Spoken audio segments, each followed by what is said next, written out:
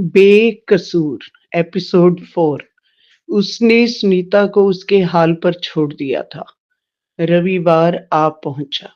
पुनीता की धड़कनें तेज हो गई। मन अपनी मंजिल पर पहुंचने को बेचैन था। कुछ खाने का भी मन नहीं था। तैयार होकर उसने फोन से ऑटो रिक्शा घर पर बुलाया और तेजी से दरवाजे से निकलकर रिक्शा में बैठ गई और कहा, स्टेशन चलो जल्दी। उसने एक नजर पीछे मुड़कर देखा तो उसकी आंखों में दो आंसू भर आए। वह खुशी के थे या दुख के, वह भी जान ना पाई।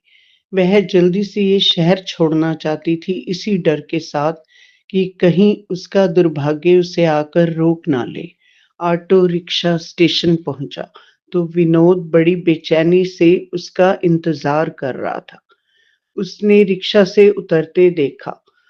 उसने राहत की सांस लेते हुए कहा, आ गई तुम, लाओ बैग मुझे दे दो। 5 मिनट में गाड़ी चलने वाली है। पुनीता ने अपना हाथ विनोद के हाथ में दे दिया, जैसे अपनी जिंदगी सौंप रही हो, और दोनों गाड़ी में बैठ गए। गाड़ी अपनी दिशा में भागने लगी और उन दोनों को लगने लगा कि हमें अपनी मंजिल तक यह पहुंचाएगी।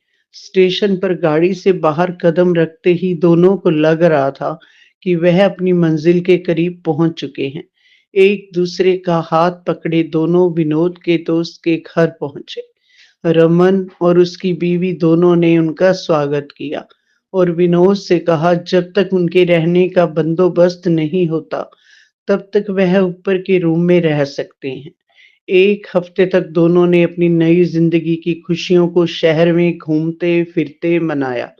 1 हफ्ता घूमने के बाद मुंबई जैसे महानगर में रोजगार के बिना जेब कुछ हल्की होने लगी तो लगा कि बिना काम किए इस शहर में ज्यादा दिन गुजर नहीं होगा।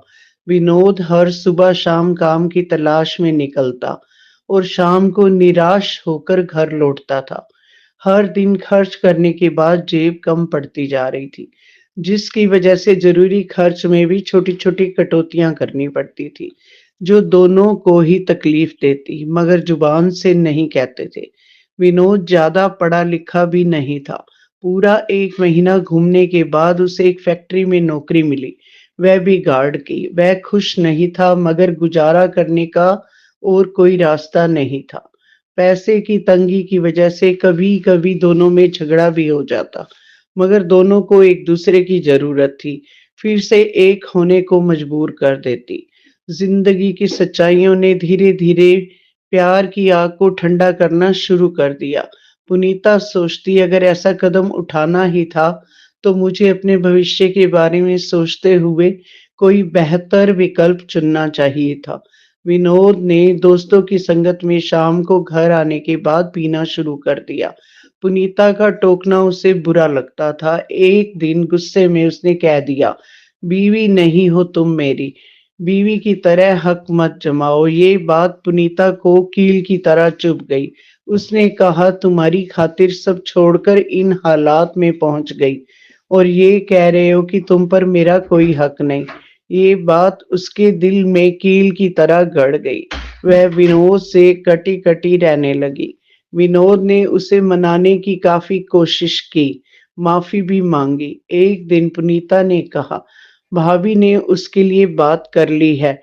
वह कल शाम मुझे काम के लिए एक बड़े मॉल में बात करने को लेकर जाएगी। विनोद ने कहा, इसकी जरूरत नहीं। तो उसका जवाब था, उसे रोकने का उसको कोई हक नहीं है। विनोद के पास उसकी बात का कोई जवाब नहीं था। पहल उसने ही की थी, मगर वह नहीं चाहता था कि पुनीता जॉब करे। जानता था इस शहर के कोने-कोने से पुनीता की खूबसूरती के शिकारी निकल आएंगे और वह चाहकर भी उसकी हिफाजत नहीं कर पाएगा। पुनीता को मॉल में जॉब मिल गई। वह खुश थी। छोटी-छोटी जरूरतों के लिए उसे विनोद के आगे हाथ नहीं फैलाना पड़ता था। विनोद ने और ज्यादा पीनी शुरू कर दी।